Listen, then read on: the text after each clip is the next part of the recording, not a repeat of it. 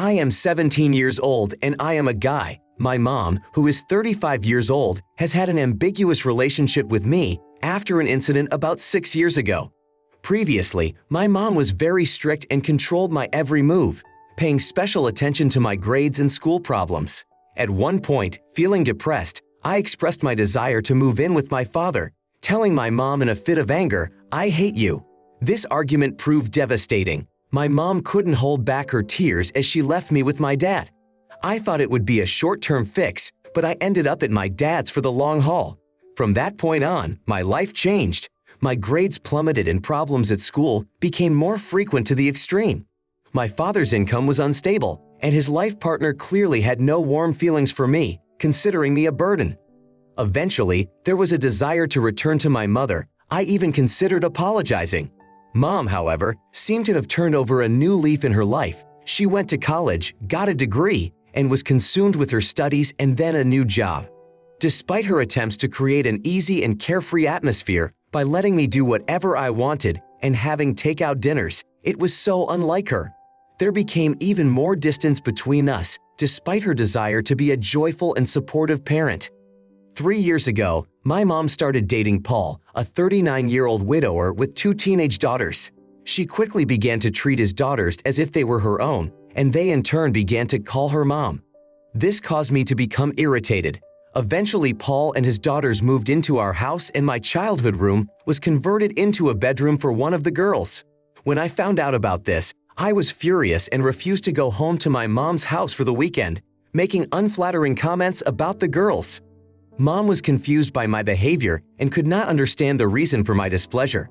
When she announced her engagement to Paul, she feared that I would show up to disrupt the perfect image of her new family. Despite this, I decided to attend the party and express my disapproval of her actions. I wanted to confront her face to face, stating that she would no longer have to worry about me after I left for college. However, I may have acted too harshly. Everyone was talking about how Paul's daughters had become like her own children to her and what would happen if they had children in common. At one point, I couldn't take it anymore, called her a horrible mother, and accused her of trying to replace me. Paul kicked me out, and my father called me an idiot for upsetting his fiancée and daughters by ruining the engagement party. He said I wouldn't be allowed to attend the wedding without apologizing. Maybe I did act overly, but my father recognized that it was amidst my worries after my mother left me during a difficult time in my life. Thus, in his opinion, I was wrong to spoil my mother's engagement after she left me at the age of 11, and I should apologize. Kid, I'm really sorry about what happened to you. Your mom's act was selfish and she didn't try to make things right. You're still young and can learn from her mistakes. Your best course of action is to strive for success in life. You're not blameless, especially since the engagement party wasn't the right place to work things out. Although your feelings are understandable, it might be helpful to see a professional so you don't let these memories destroy you from the inside out. You have allowed your mom and her actions to take up too much space in your thoughts, continuing to traumatize you. It is important to deal with these experiences as soon as possible. Realizing that problems at school are common, you were unwilling to accept the consequences of your actions and eventually got what you wanted. You resented her over-controlling and cold attitude over the weekend, but when your wishes were granted, you were still unhappy. It's time to accept responsibility for your actions and stop blaming her. Please either take steps toward reconciliation by changing your tone or leave this woman and her family alone. Mom didn't abandon you. You saw her on weekends and she did her best to take care of you and Dad. I disagree. It is inappropriate to expect behavior from an 11-year-old that we don't always see even in adults. After all, children are allowed to make mistakes and adults should be there to support and help them. Normal people don't change their behavior from overprotective to completely ignoring a teenager and then emotionally distancing themselves for years. She may have had her own emotional difficulties, but that doesn't absolve her of responsibility. As a mother, she should apologize to her child. Next story. I've turned 50 years old. I'm a father, and my daughter, 22 years old. She has always shown an interest in climate activism. My wife of 49 years and I have supported her passion, believing in the importance of litigation but insisting on acting within the law. Despite this, our daughter went too far. She became involved in extreme actions against private airplanes, including pouring paint and oil into engines and making false sabotage calls. These actions were likely documented for social media. However, she was detained by airport security, leading to her arrest along with her friends. After a call from the jail, where she was probably waiting for our help in getting her released or hiring a lawyer, I informed her that she had to take responsibility for her actions on her own. This decision was made after a long discussion with my wife. My daughter has been charged with a number of serious offenses, including vandalism and filing false reports. This could result in up to 20 years in prison. The process of making this decision has been difficult and I have experienced many emotions. However, we always warned her of the consequences of breaking the law. We didn't think we would ever get to this point, but now we are facing the fact. Even though it sounds harsh, I don't feel sorry for her. She is an adult and made this decision on her own, fully aware of the possible consequences. If she ends up having to serve time, it will be solely as a result of her actions, won't it? To begin with, saying you're an idiot for refusing to help your daughter after her arrest cannot be considered constructive. However, realizing that the situation is extremely difficult, it's worth recognizing that no one is looking for sympathy at a time like this. The emotions associated with making the decision not to participate in the release of one's daughter are certainly difficult. Realizing that each parent acts in accordance with their own beliefs, some may find it necessary to hire an attorney for their child, while others will hold off on ransom because they do not want to take part in the wrongdoing. It is certainly difficult for everyone involved in this situation, and it would be better if passionate people sought constructive solutions instead of destructive actions. Examples of people who find innovative ways to recycle, like the girl from Louisiana who recycles glass into sand, or the girl from Africa who turns old shoes into building materials, are inspiring. These examples emphasize the importance of encouraging such creative approaches to problem solving as opposed to actions involving vandalism. Recording wrongdoing and then presenting it in court is not only an ill-conceived action, but also damaging to one's own case. Such evidence makes it impossible to deny guilt and can lead to unavoidable consequences. Calling for accountability and choosing more peaceful and constructive methods to combat climate change is essential, as violent actions and vandalism not only fail to achieve the desired result, but also harm society and the environment. In conclusion, although climate change is a serious concern, this does not justify violent or destructive actions on the part of activists. Behaviors that result in harm to others or public property cannot be considered acceptable, and it is important to find more peaceful ways to express one's views and aspirations for change. Now I want to tell a different story. I would like to begin my story with how dedicated I have been to my children. From the moment they were born, I was there for them, present at the hospital, signing their birth certificates, changing their diapers, and tirelessly making sure they were never denied anything, including quality food and designer clothes. Despite my efforts, the relationship with my ex-wife was complicated by her manipulative behavior. From the first days, she tried to sow discord between me and the children. This especially affected my eldest daughter, who at one point stopped communicating with me. Despite this, I am willing to forgive her and welcome her back into my life when she realizes the impact of manipulation. My relationship with my youngest daughter, Sarah, had always been warm until a moment when she, already a teenager, suddenly changed her attitude towards me. This change occurred against the backdrop of her entering college. I had expressed my concerns about her choice of school out of a desire to protect her from potential mistakes, even offering to buy a card to make it easier for her to attend the local school. But Sarah insisted that her interests lay outside the offerings of local programs. This was not easy to accept, given that I myself am a community college graduate and believe that a high education is not necessarily associated with having a doctorate. My opinion, unfortunately, found little resonance with Sarah. In addition, the college application process took place with little or no input from me, and attempts to engage and learn more about tuition and other details were met with only a formal response or links to websites from my ex, making the situation even more stressful. Sarah was accepted to a college located in another state, and I didn't find out until May, as my ex didn't see fit to inform me sooner. Moreover, I didn't even have the opportunity to walk Sarah to the airport, as she didn't notify me of her departure until the very last moment. Despite the distance, I try to keep in touch with Sarah by texting her, inquiring about her business, sending her funny pictures on Facebook, and offering periodic phone calls. I even offered to help pay for tickets so she could come home for the vacations. However, Her responses only come via email and always boil down to her being too busy. This makes me frustrated and tired because despite her business, I believe that taking a moment of time to respond or have a short conversation with her father would not be a problem. I have always supported Sarah, invested in her upbringing and education, sparing no resources. Over the years, I have invested heavily in her future, including a recent $7,000 contribution to her tuition. This attitude seems inattentive and disrespectful to me, considering all the effort I have put in. Finally, having reached the limits of my patience, I wrote Sarah an email expressing my displeasure at the lack of respect and attention. I indicated that if this attitude continued, I would have to consider reconsidering financial support. That email was sent over 2 hours ago, and I am still awaiting a response. Despite the possible harshness of my words, it was important for me to express my frustration with the lack of mutual respect in our relationship. You're wrong. After all, financially providing for a child as a child is a natural responsibility that requires little praise. The decision to bring children into this world does not make someone exceptional. When a daughter turns 18, to assume she will return, seeking support and love without considering past actions seems naive. Most have to find solutions on their own, such as taking out loans to cover shortfalls. Imaginations of a possible return and future grandchildren become unlikely. Claiming that your wife must have turned the kids against you is shifting responsibility. It seems the children themselves were able to form an opinion of the individual without needing outside influence.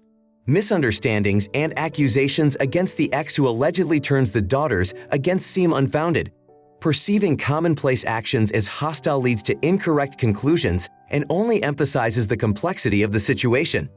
Delusions about parental accomplishments like signing birth certificates and responding to normal requests for information only emphasize the depth of miscommunication and lack of understanding between family members.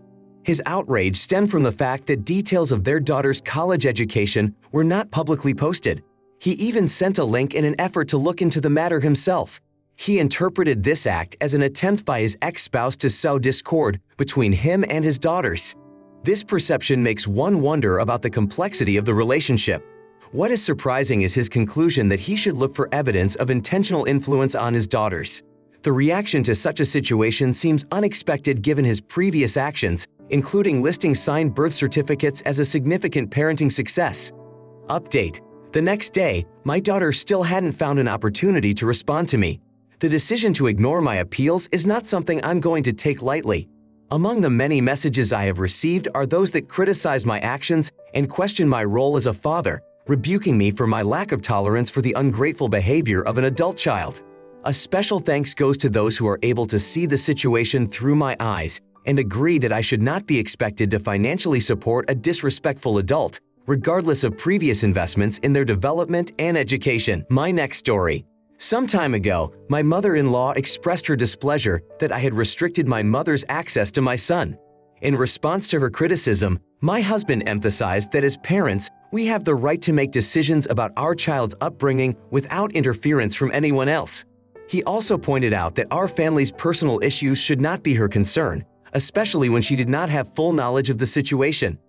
In the midst of this discussion, my mother-in-law attempted to challenge what he said, but my husband stood his ground, vigorously defending our position. Later, in my absence, she brought it up again, and I tried to explain my point of view to her. I expressed my understanding of her desire to protect her grandmother's interests, but emphasized that my mother and I have a complicated relationship. After recounting my childhood, I shared that my mother, having 3 children, was always indifferent and aloof to us. My older siblings, unwilling to tolerate this attitude, left home as soon as the opportunity presented itself and for many years did not keep in touch with us. Even when living under the same roof, they tended to spend time away from home, avoiding contact with my mother, who treated me coldly as well. I explained to my mother-in-law that I had never felt a mother's love and care, limiting myself to minimal communication. My attempts to discuss the lack of warmth in the relationship were only met with accusations of being overly emotional and sensitive. My mother never showed me any tenderness, which was the reason for my decision to protect my child from such treatment. Finally, I emphasized that I had worked on myself for many years to become a better version of a parent to my child. Unlike what I had experienced in my childhood, I expressed my reluctance to revisit the problem by asking my mother-in-law for understanding and empathy.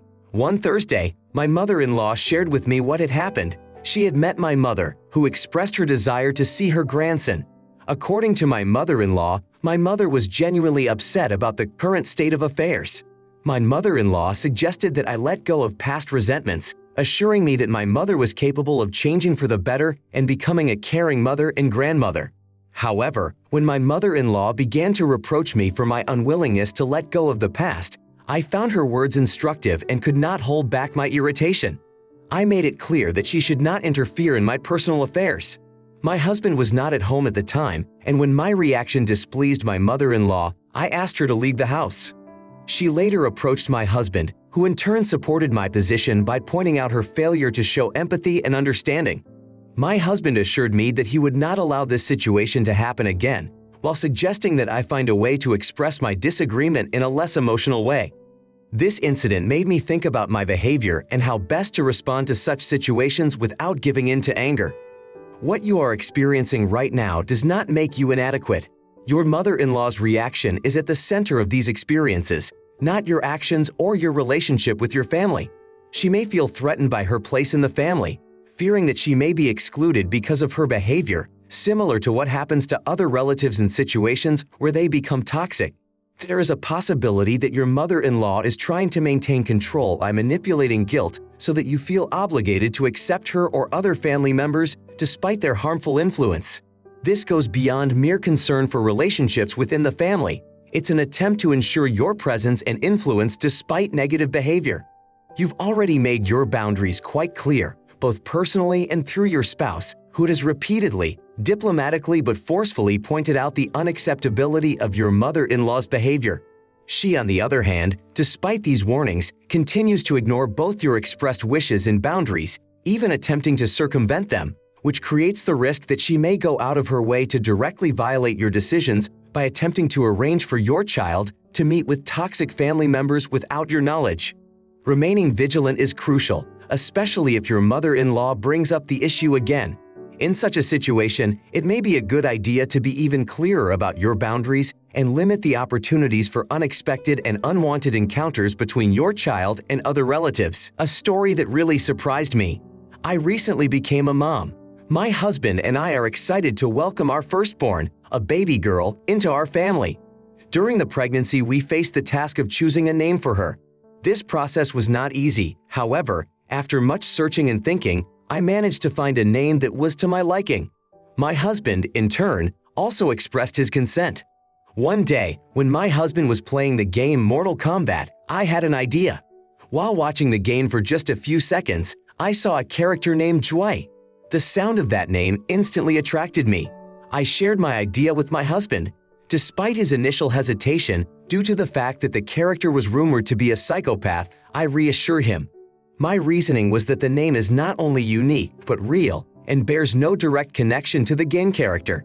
In the end, he agreed and recognized the choice as a good one.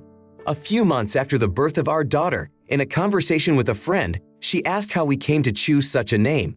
The account of its origin surprised her. She expressed concern that a name associated with a villainous character might be a cause for ridicule in the future. I objected, emphasizing that the name chosen was quite commonplace and should not be associated solely with a negative image. My husband supported me by telling an anecdote from his school experience when a classmate with a name resembling a character from another popular game caused extremely positive associations among his peers. However, the opinions of my friends and relatives who learned about the origin of the name were divided. Some of them expressed the opinion that my choice could negatively affect the future of the child, causing me to doubt the correctness of the decision. You absolutely did not make a mistake with your choice. The name you've been drawn to doesn't gravitate toward images of Scar or Darth Vader. It has its own unique history, regardless of possible associations with antagonists. The name is not widely recognizable as a symbol of a villain. If it sounds harmonious while still sounding cute to you, that's the main thing. I doubt most people will immediately pick up on its origin. When your daughter decides to share the story of her name, it will likely be with close friends who can appreciate the story with humor rather than judgment. Not every Harry is exclusively associated with a famous wizard or member of the royal family. Likewise, not every name foreshadows someone's destiny to be an antagonist. Ultimately, a name is just a name. You can be quite confident in your choice.